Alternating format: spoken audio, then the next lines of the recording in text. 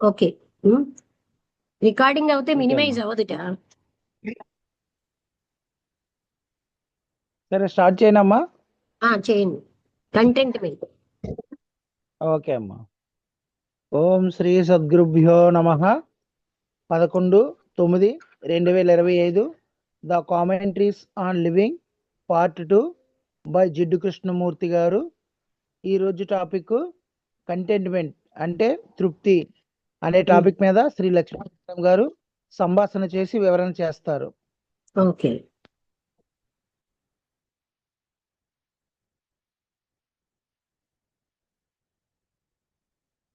Chapter content మీద. Okay.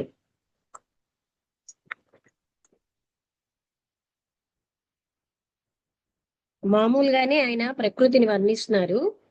ఆ అక్కడ ఉన్న ప్లేన్ అంతా చాలా జనంతో ఉంది. అక్కడ 20 విచిత్రమైన 1000 feet ఓవర్ ద అట్లాంటిక్, అంటే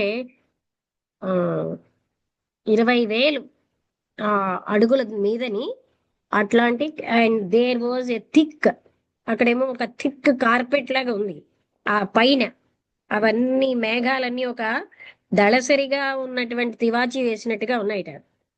ఆ ఆకాశం చాలా తీవ్రతరమైనటువంటి, అంటే డార్క్ బ్లూ కలర్ లో ఉంది. సూర్యుడేమో వాటి వెనకాల ఉన్నాడు. మేమందరం పశ్చిమ దిశగా, అంటే వీళ్ళు ఏరోప్లేన్ లో వెళ్తున్నారు. అక్కడ పిల్లలేమో ఆడుకుంటున్నారు, కింద మీద కూడాను పరిగెడుతున్నారు.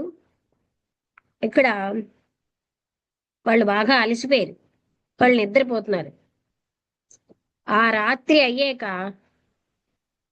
అందరూ కూడా, అంటే లాంగ్ నైట్ అయ్యాక అందరూ మేలుకున్నారు. అందరూ స్మోక్ చేస్తున్నారు, డ్రింక్ చేస్తున్నట్ట. ఒక వ్యక్తి తన ముందున్న ఆయన తన బిజినెస్ కోసం ఇంకో ఆయనతో చెప్తున్నారు. ఒక స్త్రీ సీట్ లో వెనకాల ఉంది. ఆవిడ వర్ణిస్తోంది ఎంతో మంచి వాయిస్ తో. ఆవిడ ఏమిటేంటి కొన్నారు, ఏమిటేంటి ఊహిస్తున్నారు, ఆ అంటే తనకి ఎంతెంత ట్యాక్స్ అని, అమౌంట్ ఆఫ్ డ్యూటీ అంటే ట్యాక్స్, ఆ విధంగా ఆవిడ ఆ, ఎంత పే చేయాలి ఇవన్నీ. అంత ఎత్తులో ఆ ఫ్లైట్ అనేది చాలా స్మూత్ గా, ఏ రకమైన బంపింగ్ లేకుండా, అంటే అప్ అండ్ డౌన్ ఒక్కసారిగా ఆగడాలు అలాంటివి అక్కడ రఫ్ గా ఉన్న గాలులతో కిందని ఉన్నాయి. ఆ విమానం రెక్కలు చాలా కాంతివంతంగా క్లియర్ సన్లైట్ లో, వాటి యొక్క ప్రొపలర్స్ అన్నవి అవి స్మూత్ గా, అవి ఏం చేస్తున్నాయంటే బయటింగ్ ఆ ఎయిర్ లోకి గొప్ప అద్భుతమైన స్పీడ్ తో వెళ్ళిపోతున్నాయి. గాలి మా వెనకాల ఉంది. మేమేమో 300 మైళ్ళు గంటకి చొప్పున వెళ్తున్నాము అంటున్నారు. ఓకే. నారాయణ వెళ్ళిపోతున్నారా?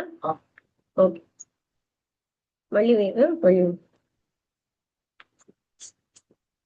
అక్కడ మనుషులు ఆ నేరో ఐజిల్ ఐలాండ్ అంటే వాళ్ళు అక్కడ ఐజిల్ అంటే ఏఐఎస్ఎల్, ఐజిల్ అంటే చూద్దాం ఉండండి.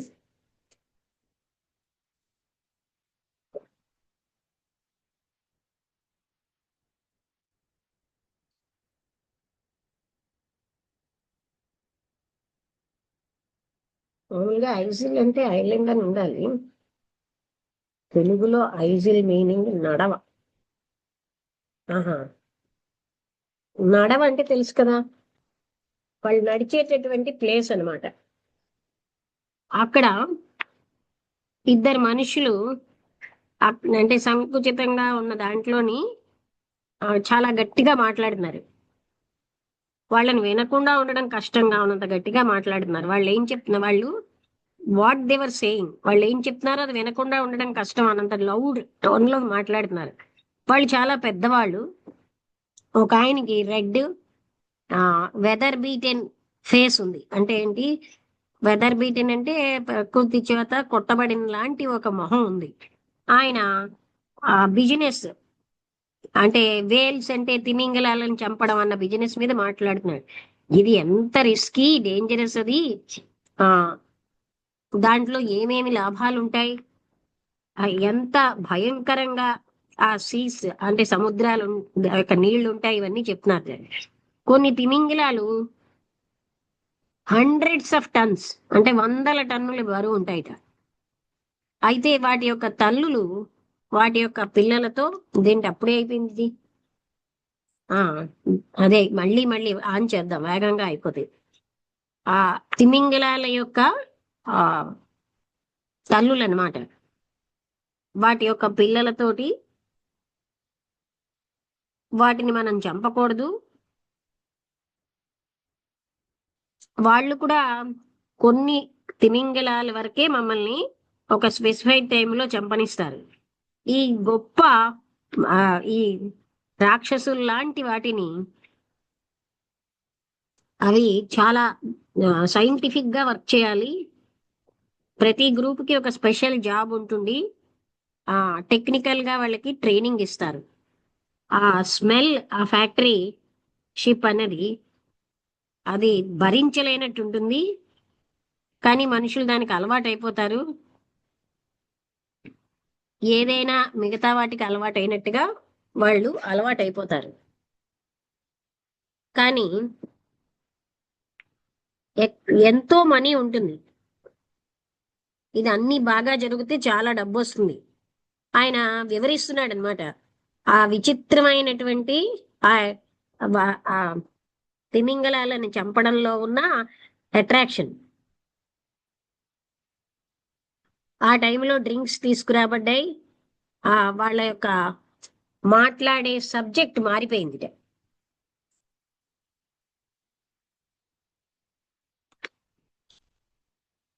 మనుష్యులు చంపడం అంటే ఇష్టం.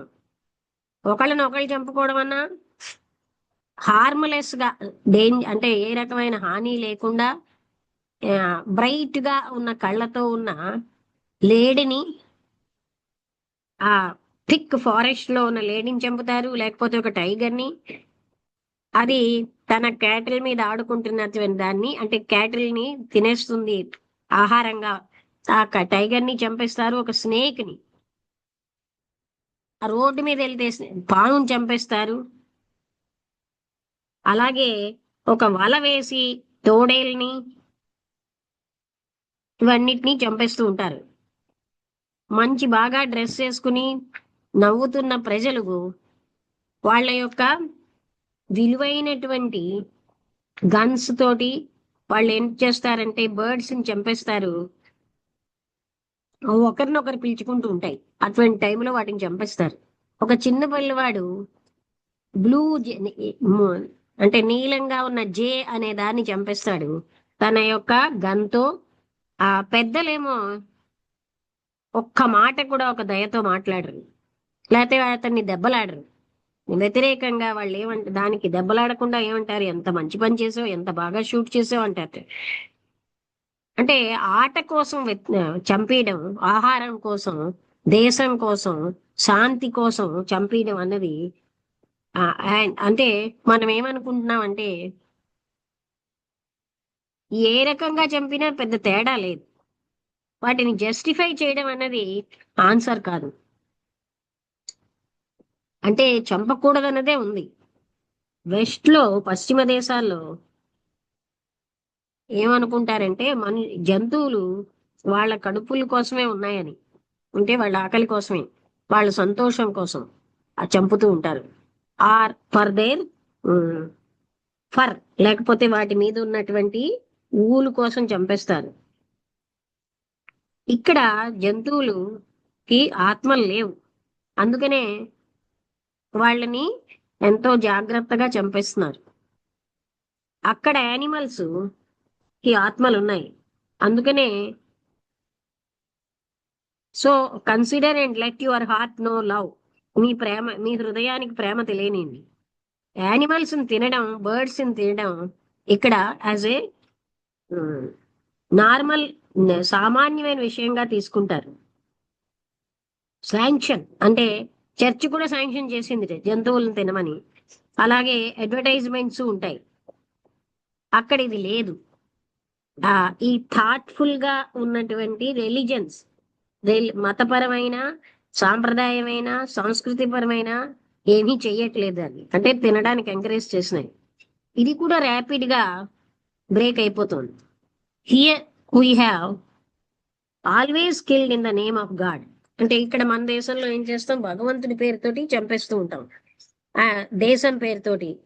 It is everywhere. ఇప్పుడు అన్ని చోట్ల అది వ్యాపించింది. చంపడం అన్నది వ్యాపిస్తోంది. అది మోస్ట్ ఓవర్ నైట్, అంటే ఎలా ఉన్నదంటే almost overnight the ancient cultures are being swept aside. అంటే సనాతనంగా ఉన్న ఆ సంస్కృతులు పక్కన పడేయబడ్డాయి. ఉన్నదా, క్లోజ్ అవ్వలే కదా ఇంకాను? ఎవరైనా జవాబు చెప్పండి. లేదమ్మా, ఉన్నది.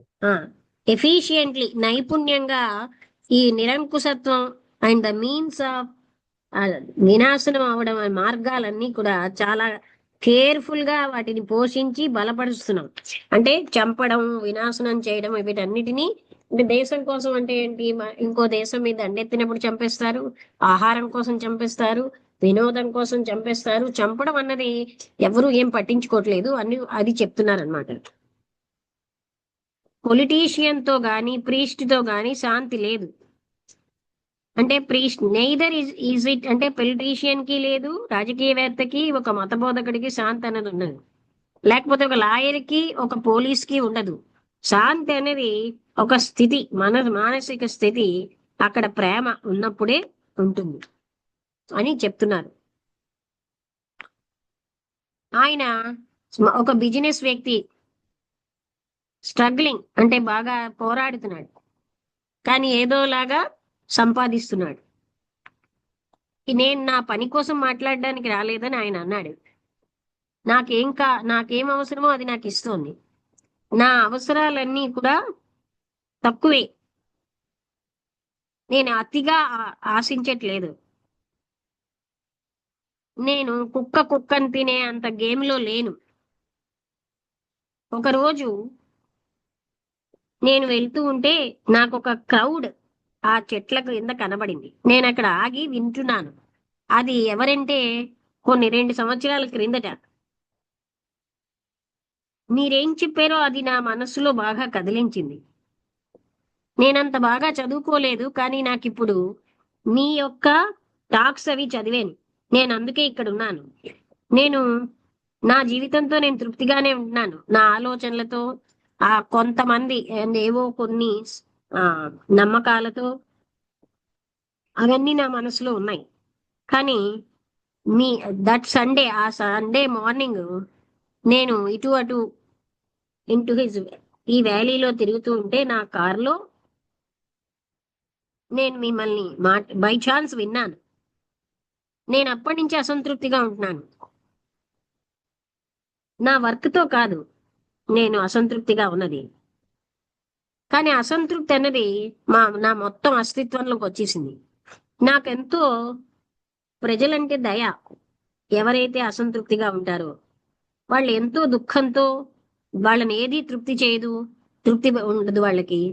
ఇప్పుడు నేను ఈ ర్యాంక్స్ లోని జాయిన్ అయ్యాను. నేను ఒకప్పుడు నా జీవితం అంటే తృప్తిగా ఉన్నాను, నా స్నేహితులతో, నాకున్న వస్తువులతో, నేను చేసే పనులతో. కానీ ఇప్పుడు నేను అసంతృప్తిగా, సంతోషంగా లేకుండా ఉన్నాను, అన్హ్యాపీగా ఉన్నాను. ఆ సండే మార్నింగ్ నేను మిమ్మల్ని వినడానికి ముందు నేను చాలా తృప్తిగా ఉన్న వ్యక్తిని. నేను ఇప్పుడు ఏమనుకుంటున్నానంటే, ఐ సపోజ్ రాదర్ ఏ నేను ఇతరులకి బోర్గా కూడా ఉన్నాను. నేను ఇప్పుడు ఏం చూస్తున్నానంటే ఎంత స్టూపిడ్ నేనుగా ఉన్నాను. నేను అప్పట్లో నేను ఎంత స్టూపిడ్ గా ఉన్నాను. నేను ఇప్పుడు చాలా తెలివిగా, అలర్ట్ గా ప్రతి విషయంలో ఉండాలనుకుంటున్నాను. నా విషయాల్లో నేను ఏదో ఒకటి చేయాలని, ఎక్కడికో ఒక దగ్గరికి వెళ్ళాలని ఈ తీవ్రమైన సహజమైన తపన నాకు అసంతృప్తి ఇస్తుంది. ఇంకో రకంగా చెప్పాలంటే నేను నిద్రించి ఉన్నాను. నేను ఇప్పుడు అంటే మేల్కున్నానని నాకు అర్థం అవుతుంది. మీరు నిద్ర లేచారా, లేకపోతే మిమ్మల్ని మీరు నిద్ర పుచ్చుకోవడానికి మళ్ళీ ప్రయత్నిస్తున్నారా? మీకేంటంటే ఈ కోరిక, ఏదో ఒకటి అవ్వాలన్న కోరిక ద్వారా మళ్ళీ మీరు ప్రయత్నిస్తున్నారా? మీరేమిటంటున్నారంటే మీరు నిద్రించారని.